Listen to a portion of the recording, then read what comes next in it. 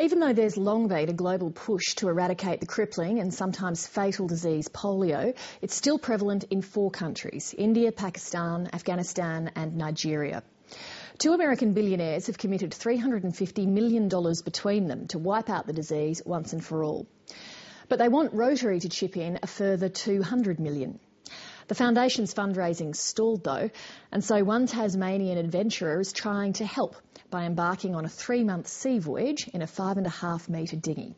Martin Cudahy reports.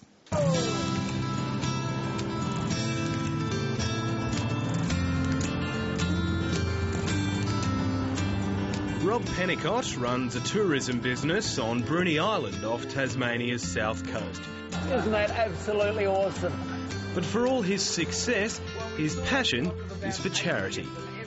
I've always wanted to give away more money than I could actually earn, and we give away 25% of our net profits now, and I wanted to, sort of when we die, we want to have made a difference.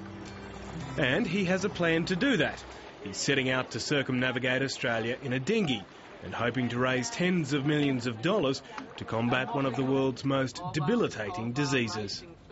Over 9,000 miles that we're going to do, and we're trying to raise money for polio, to eradicate polio. He's taking the skipper of one of his boats with him, Mick Suter. The two have had the boats for about a week, but they aren't mucking about. In Sydney this morning there were sea trials, and they head off at about 7 tomorrow morning. The challenge isn't what we're focusing on, it's very much the fundraising event that we're focusing on. We're both professionals on the water. We've spent a lot of time on the water, and I guess when you see something that we work with anyway, that it's probably it is a challenge to take it that step further. It's a wonderful idea, and it's for such a worthy cause, one that Rotary has been involved in since the mid-80s. Although it's been eradicated from the developed world, polio is a cruel disease that strikes in emerging countries like Afghanistan and India. It mainly affects children under 5 years of age and is spread through poor hygiene. Most people who carry it don't display any symptoms, but the rest can suffer from irreversible and crippling paralysis. It is now only left in endemic sense in 4 countries.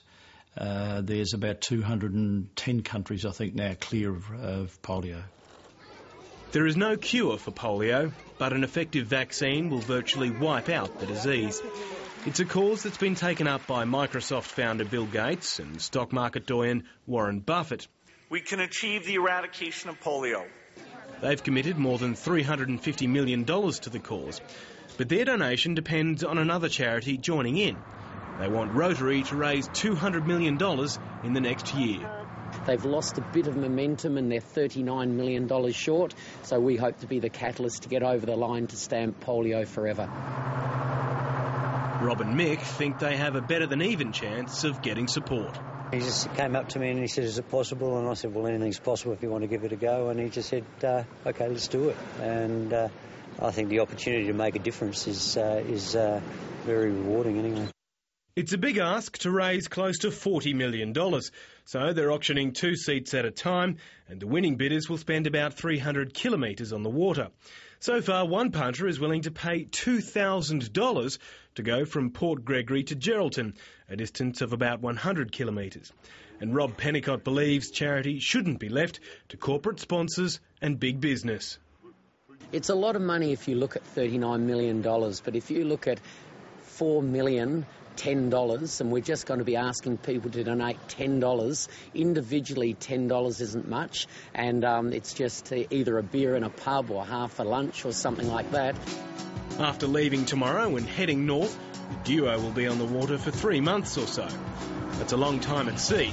They hope the payoff will be worth it. I don't want this to go down as a huge challenge. What I want it to be going down as is the biggest donation platform that Australia's ever seen, and that's where I really want to have made a difference. Martin Cudahy reporting.